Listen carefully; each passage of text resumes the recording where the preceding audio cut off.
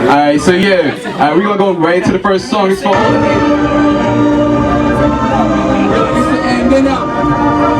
my sins and I. But the devil ain't allowed, coming from do it now. Maybe there's something in my 1, 2, 3. Fuck these niggas. Fuck these niggas. Fuck these niggas, boy. Fuck these niggas, man. Fuck these niggas. Fuck these niggas. Fuck these niggas. Fuck these niggas, boy. Fuck these niggas, man. 100 rows. What you want? What you really, really want, nigga? What you want? What you really, really want, nigga? What you want? What you really, really want, nigga? What you want? What you really, really want, nigga? What you want? What you really, really want, nigga? What you want? Yo, what up, what up? It's your boy Chris from the RottenAppleTV.com. I'm out here, home base as always, Brooklyn. Chilling with my boy ReQ. Yo. What's good, bro? Chilling, man. Finally a pleasure to meet you, man. Yeah, same, likewise. Heard the music. Like I was telling you before the interview, you know what I'm saying? I came across your music on SoundCloud through a mutual friend. Shout out to Absol the Great. And you know, I listened to it. I seen everybody posting the day it dropped. 100 roses, 100 roses. Congrats on a great job. And then I'm like, yeah, man, I listened to it and I love it. Definitely a fan of it. So tell me how it all started. I know you're from Bed-Stuy. Yeah, I'm from Bed-Stuy. I've been rapping. I'm 25 now. I've been rapping since I was 11. Taking it serious since I was about 18. We done did ups and downs. You know, met people before they blew up and everything. And now I'm just trying to do my own thing and create my own sound and get that look that's supposed to be there. Now, definitely when you talk about the creating a new sound, I know that you had one mixtape prior to this, was it? I had two mixtapes. Two mixtapes, that's right. And I know that you said you took about 5 years. Yeah, like 5 years. Man, why you took so much time, bro? Because it's like, you know, when you do them first couple mixtapes and you ain't got no fan base, it's like, who listening, you know? Right. So you just dropping stuff for fun, basically, like practicing your craft. But I linked up with Wordsmith within like the last 2 to 3 years, and I seen how people support him and everything, and I was like, dang, if I could get this bass, you know, if I could get that same support and basically have my own sound, because I listen to like a lot of artists that got their own sound. You know, you got people like Drake, right, Party Next Door, Tory Lanez, Travis Scott, like randoms like that. You know, they all sound like them. You feel me? So I'm like, if I could make my own sound and have people support that sound, that would be lit. You feel me? So that's where we working on it. And that's how, like, you know, that's why I came up with the thought of, all right, I want 100 roses to be just like that. You know, like it's gonna go further than them last 2 tapes did. You know? Right. Definitely the sound has evolved. I checked out the mixtape. I didn't hear both of them. I heard the second joint. Yeah. And then the second one like a jacket for beats. So yeah. But definitely you can hear the growth in it, man. Yeah. All right. So basically, I'm listening to 100 Roses. You got the ladies going crazy, man. Like you got them cursing you out on the voicemails, man. What's going on, bro? Though it's funny, the skits aren't like the actual women, but that's right, really literally word for word like what was going down. You feel me? Like I told the girls, I picked the girls for a reason, the ones that's on the tape, because they sound like the people that actually said what was being said on the tape. They did a good job, bro. They had me convinced. Yeah, they knocked me down perfectly. Like I didn't even tell them what to say. I just said, yo, I want you to talk about this, this, and this. And they sent me, you know, what they had to send, and it was perfect. I'm like, yo, you sound just like Shorty, you know? But I wanted to open the tape up with that. Like, you know, I give you this energy with the first track, you know, 100 Roses, Intro, and you get all this energy. You get that Meek Mill feel. Like, you know, I'm pumping you up. Like, this is what's going on. And then I just introduce you to all of my problems instantly. Like, the first one is women. You know? Right. Like, women is every man's problem, you know? So, like, this is the main issue with me, other than my financial stuff, but it's the women. The women, I'm growing, I'm a man. I'm constantly in it with women. That's the problem. Now, is it, I listened to it, what do you feel is the main issue now? Is it because you're pursuing your career as a rapper and also maintaining, you know, the 9-to-5 life, as I hear on the tape, you were trying to juggle the two? Is it the time? Is it just you playing the field? You're a young man. You're 25 years old. Man, nah. I think it's more of just me experiencing life. You know, like at 25, if I go back to like the first tape, you know, like we were talking about the sweet life. You know, I was this 19-year-old kid who was just like, I knew I was good at music and I wanted to put it out. You feel me? Like I told my story, but it wasn't strong. Like it wasn't like themed out like this one was. This one, I sat and I really thought, and I'm like, alright, I want everybody to really see what my life is about. So it's not focused on just, you know, money or women in general. Like, nah, my life is hardship. The whole thing, the whole thing of the sweet life is a contradiction. It's like the sweet life, you think of that and you be like, oh, life is great, you know, money. Like, it's not. Like, I live in the hood. Right, it's a lot more to it than the money. Exactly. I'm from the style. Like I come from, you know, people not making it out the same block that I was raised on, you know. So it's like all of that just to show you like I'm gonna overcome it, you know. And then I had took it to 100 Roses. And I just want the overall goal of it was for people to just understand me as a person. Like, this is what I've been going through for them 5 years. You know? Right. It was a culmination of everything you were going through. Now, I want to talk about, to me, was a highlight track because I felt like the topic right now is very relevant in New York when it comes to hip hop, and it's Faces in the Crowd. Oh yeah, Face in the Crowd. Face in the Crowd, and you know you got a skit. Well, it's actually a rip from a radio interview with Ebro, and I believe that's Stro, right? Yeah. And I wanted to know, I kind of was trying to figure out your angle with it. Were you more on the side of Ebro? Were you more on the side of Stro? Did you feel, you know, Stro's point of view as far as not getting the New York radio play because he isn't considered to be, you know, on? Prime time. Yeah.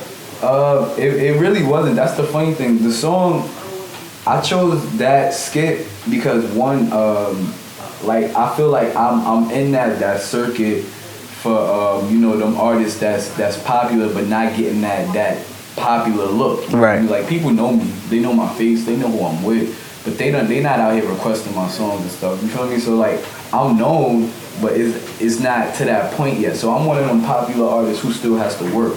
And then, you know, like Ebro said, I agree with him in some points because he is right. Like, you gotta work, you gotta get what you gotta get. You know, like you're not gonna get this like off the cuff. Like, feel me? But I feel Stro too. You feel me? Because, like, for example, Stro he's been on TV, he's been on Simon Cowell co-signed, everything. And before that, he's actually been working. I remember nights at Pyramid Lounge in the city. His mom's taking him out there, and I remember he had a song in the paper like "Don't Look at My Moms" or whatever the song was. Yeah, like, he was really big, but you see, he not getting that same love. Like, it's not easy for him, you know. Right. And that's what I wanted to throw that first because I feel like me as an artist and me being surrounded by so many artists, they need to see like I'm paying attention. Like I'm speaking for us.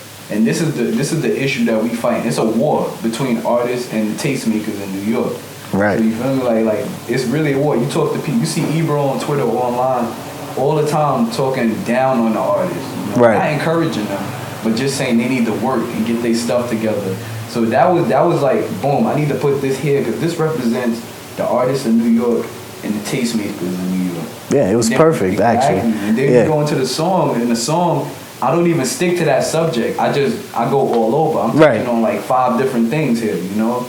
So like I just wanted to throw that in so people like they see what's going on in New York. You know, that's the focus of that. Like, peep the war that's going on. Artists are working. We out here working, but you not out here watching us work. Right. At the same time, we just got to keep doing what we're doing. Yeah, and at the same time, I feel now I don't have an issue with Ebro or like I said, I agree with a lot of his points. But do you feel like right now, I mean, the radio just doesn't really do it anymore. Yeah. The radio's not the focal point of how to get on.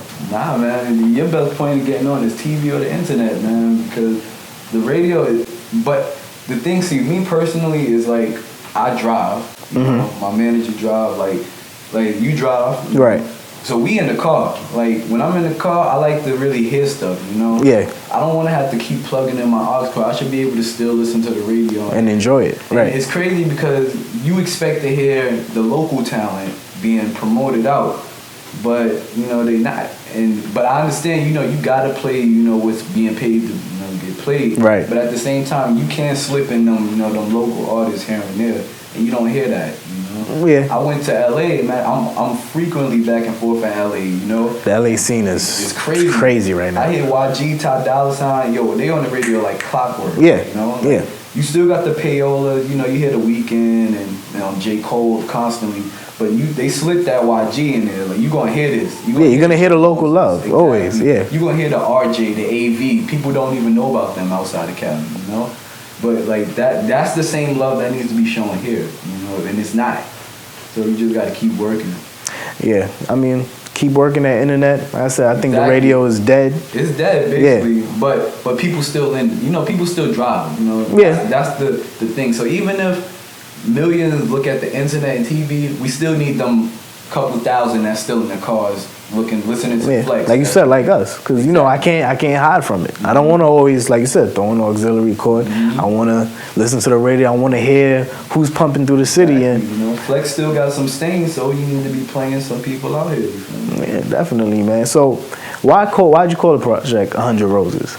Because like right now, like me and all the people closest to me, we all going through a lot of hardship, you know. Yeah. Like I have on my left arm, like I'm sure the camera can't see, it's kind of far, but I've had a rose made of $100 bills like tatted on my left arm, and this was before I even decided to do the project, but it meant a lot to me because it's like all the people around me represent a rose. You know, these are people I love. A rose represents love, and it's like we all got 100 problems and we can't fix them. You know. So it's like 100 roses, you know. I got my best friend right here. I got my girl, my mom. We all going through the same BS. So it's like 100 problems, and I just can't figure out how to help us all. So it's 100 roses, 100 issues. You feel me? For me and my loved ones. I was figuring that, but I wanted to hear I you. didn't want to give it away in the album. Yeah. And you know what I like about you from listening to 100 Roses, you're very transparent. You know, you speak about a side that a lot of rappers, you know, don't try to talk about. A lot of rappers try to come from this, you know, everybody's out here hustling in the streets, everybody's out here slinging, scamming. But you come from a very honest place, man, when you're talking about, you know, learning to be on your own as a young man now. You know, working, trying to get the grind straight, trying to do everything. Now, how's that going? Are you still persevering? You're pushing. You're doing what you got to do. Yeah, day by day. Even right now, I'm in the worst predicament ever. Phase what I'm doing. Right. You know? Like, don't get me wrong. Like, we've done our share of all of this stuff that that you just mentioned. You know, the bad stuff. You know, you got to survive. Exactly. You know, you gotta live. But at the same time, I'm not here to promote that. And plus, it's bigger than just being me. You know, I don't want to just be that next Brooklyn rapper that's just promoting, I came from the streets and Nah, I'm trying to be on Billboard. You feel me? Like, feel you. I'm trying to be a superstar. Like it's either you want to be a rapper, an artist, or a star. You know. So if you want to be, you know, the local, no offense, like Uncle Murders and stuff, that's cool. You get that love and respect. But I'm trying to be the Drakes. I want the Drakes. I want the that worldwide. You know what I mean? You get that money, you get that look, and you get the respect. You know what I mean? Like, people hate Drake, but he got respect. Like, people love him. You can't say nothing bad. I don't think it's that people hate him. It's just that you look at him and sometimes you just can't help but to crack on him. You know, like you want to, but at the same time, it's a million people that will defend that man, and then they never met him. Yeah. You know? But it's just. That's a part of building a fan base. Plus, that's how you connect to the artist. You know, yeah. Like, I tell people my story, like, and a lot of people connect to it. You know, people know how I feel to sleep on the bench. People know how I feel to not have food for a week straight. Right. You know, like right now, I ain't have like hot water in weeks. You know? Right. Like I'm going through some real mess right now. And when I put it into a song in the future, somebody gonna relate. Yeah. You know what I mean? So like I try to keep it as real as possible. That's what's up, man. I definitely, like I said, respect the music. I'm looking forward to more projects. Thank you. Man, so what's next for you, man? What's up? We got the plan. Well, I guess I'll break it here. Like I'm about to move to LA, so like me and my manager moving to LA, and we gonna push for that whole coast because that's a whole demographic. It's a big move. Yeah, it is real big. But there's a demographic of people that don't even know about 100 Roses. You right. know? And then we gonna do the internet push, but we rather still keep it like a little more street, which a lot of rappers aren't doing now. They focusing on the internet. Yeah, they're not touching the ground, man. You Yeah. gotta still do that groundwork because, for example, somebody like A Boogie, you feel me? A Boogie don't even have Twitter or none of that. He from the Bronx, and his people in the street, they giving out. He got the youth. Yeah. Like he got all them young kids in New York under his wing, and they promoting his music. That's how it should be. Yeah, the word of mouth never gets old, man. Never. It's like one of the greatest like things ever to promote your music, you know. So we definitely making that move, and then I realized like I kind of got the sound down packed. Like I took a lot of risks these last 2 years. Now I'm doing the singing. I've been singing for years. Nobody knew. Like I've been doing it, and now we letting it out, and I see the ladies love it. The guys love it. You feel me? Like so now I'm like, all right, cool. So we working. We thinking about the next project, but we not. We focusing on this one. I wanted to make a project I could work out for a little bit, and I don't have to like be okay. That's gonna get boring. Let me hurry to the next. Like on some Future stuff. You know? Future work hard. You know, he get them tapes out. Yeah, his work ethic is another. Crazy. Yo. Do you feel like you have to produce at such a rate nowadays when it's like things become stale now, like a couple weeks? I did at first, but then again, I do more than the average. You feel me? So it's like you got people like Future who drop 12 mixtapes in a year and stuff, but he only raps. You feel me? Right. Like, he might write a song for somebody here and there, but he raps. Like me, I'm a rapper, I'm a singer, I'm a producer, I'm an engineer. So I'm gonna give you this project. Y'all gonna sit with this for 6 months while I work it on the street. And then at the same time, I'm gonna give these people beats, you feel me? Like I'm gonna throw these beats to industry people, hopefully they pick them up. I'm still gonna engineer. Me and Julius, I don't know if you know him, like we still making designs and stuff for people. Oh, God, I know you talking. Yeah, all right. Treatments. So it's like I'm keeping my name active regardless, whether it's in one field or not. But that's mainly, we just gonna stay relevant, but we definitely looking into the next project too, though. All right, it definitely seems like you got it figured out, man, as far as branding yourself, not as just an artist, you know, but as a businessman as well. No, it's very important nowadays because, you know, we've learned from watching our heroes in the 90s, you know, come up and they were just rappers, and a lot of them, you know, unfortunately didn't. Man. Yeah, Years it's later, crazy. Man, these days, you gotta be more than just a rapper. And you gotta be in it for more than just the money. You gotta be in it, like I always tell, like I tell my man, like yo, I taught myself everything, you know, like I knew I didn't want to just rap. Right. I taught myself how to sing. Like I bought books and watched videos. Like I said, this is gonna help me in the long run. You know, like I went and taught myself 7 instruments, so that way people, cause even when you say, all right, I want to be a producer. Yeah, you could be that one producer that learn how to flip keys and do this and that sample, but I can play instruments, so I can play my own sound too. Yeah. You feel me? Like I'm here for the long ride. You know, you're not gonna count me out. So like it's all about seeing the future and trying to be here for the long run and not the short term. Okay, I like that, man. You know, because I like to ask that because you always get a different range of answers from different artists, man. Some dudes are definitely just in it for the money.